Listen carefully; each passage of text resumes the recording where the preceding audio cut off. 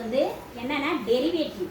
இந்த டெரிவேட்டிவ் சம்மந்தமான ஒரு எத்தனை பேர் இருக்காங்க? ஒரு 6 பேர் உள்ள ஒரு டிக்னாமெட்ரிக் ஃபங்க்ஷனை பற்றி நான் சொல்கிறேன். கவனி, ஒரு 6 பேர் வந்து அண்ணன் தம்பி இருக்காங்க. அவங்க பேர் என்னென்னா சைனு, காசு, டேனு, கொசிக்கனு, அதுக்கப்புறம் சீக்கனு, காட்டு.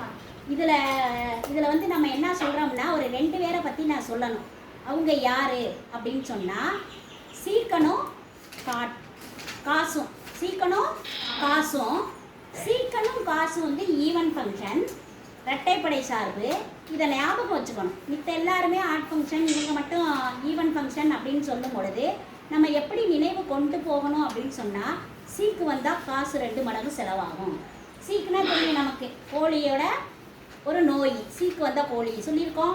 காசு அப்படின்றது காஸ் தீட்டா, அதாவது பணம்னு இந்த இடத்துல சொல்கிறோம்.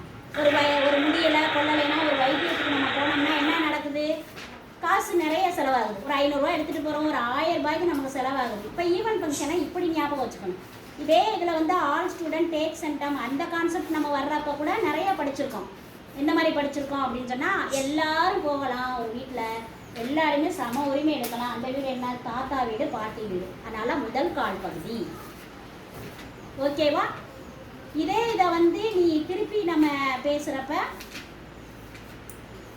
ஆல் ஸ்டூடெண்ட் டேக் சென்டம், இந்த சென்டம் அப்படின்ற பேசுகிறப்ப காஸ் தீட்டாவும் அதனுடைய தலைகீழியான சீக்கன் தீட்டா. இந்த அண்ணன் தம்பியெல்லாம் ஒரு காலத்தில் வந்து அண்ணன் தம்பின்னு இருந்தாங்க. ஆனால் சொத்து விவகாரம்னு வரும்போது அவங்கள என்ன சொல்லிடுறாங்க?